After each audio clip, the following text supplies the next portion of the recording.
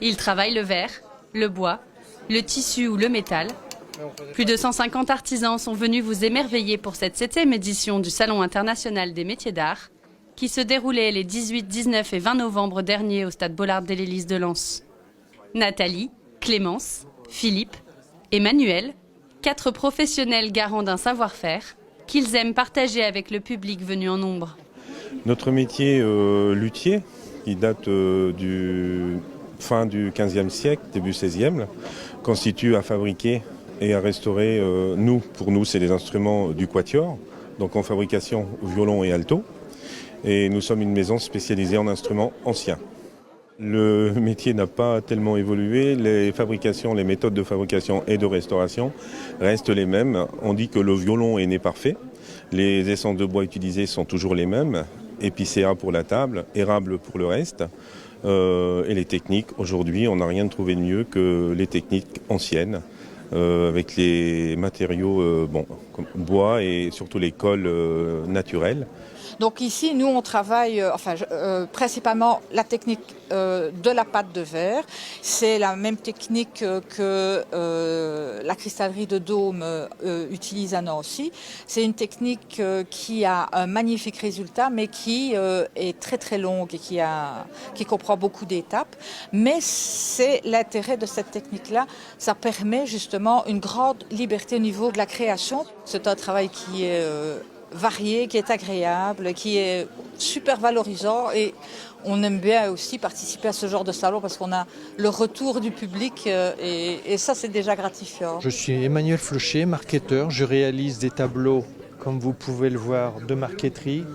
Je me suis spécialisé dans tout ce qui est sport mécanique et la bande dessinée. Je suis le seul à réaliser ces tableaux.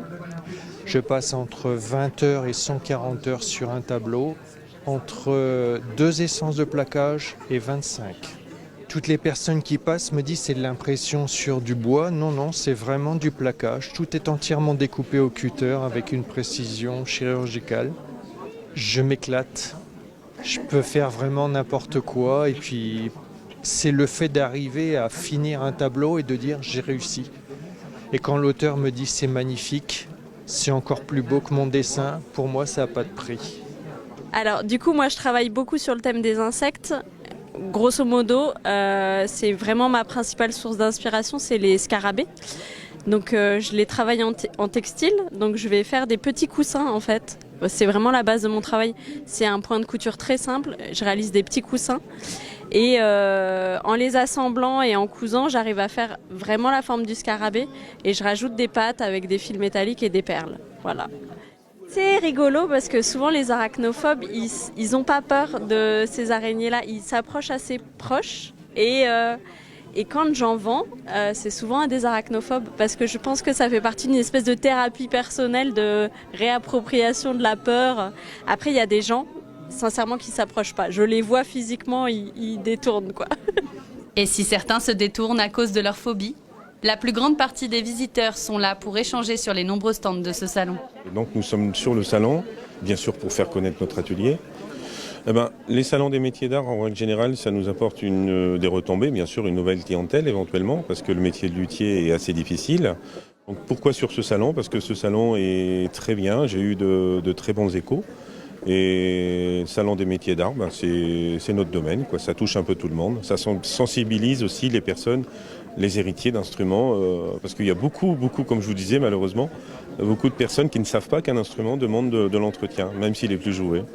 Clairement, je pense dans nos métiers, ce genre de salons qui sont quand même très qualitatifs, c'est hyper important parce que ça nous donne une vitrine, on profite de la com de l'événement, on rencontre, là le public est quand même hyper sensibilisé et éduqué entre guillemets, j'aime pas trop ce terme mais les gens savent ce qu'ils vont trouver et du coup le public est déjà à moitié conquis et c'est hyper agréable parce qu'on a tout de suite des discussions de qualité avec les gens et alors que des fois dans d'autres salons moins qualitatifs les gens vont venir. Mais c'est un travail, ça fait partie de notre travail aussi, d'être dans l'éducation. Mais ici, nous, on est venus donc en délégation via la province de Liège qui avait l'occasion de pouvoir montrer le travail de 4 artisans d'art. Il y a notre atelier, il y a également la cristallerie de Val-Saint-Lambert et alors on a aussi d'autres collègues qui travaillent. Un armurier d'art donc qui décore les armes. Et ça, c'est vraiment une technique particulière. Et aussi un autre collègue artisan qui, lui, fait de la marqueterie de paille et qui produit des boucles d'oreilles, des nœuds papillons en paille qui sont assez originaux. Voilà. Et on est très content de découvrir ce salon parce qu'on nous en avait beaucoup parlé. On découvre la région et c'est vraiment bien agréable.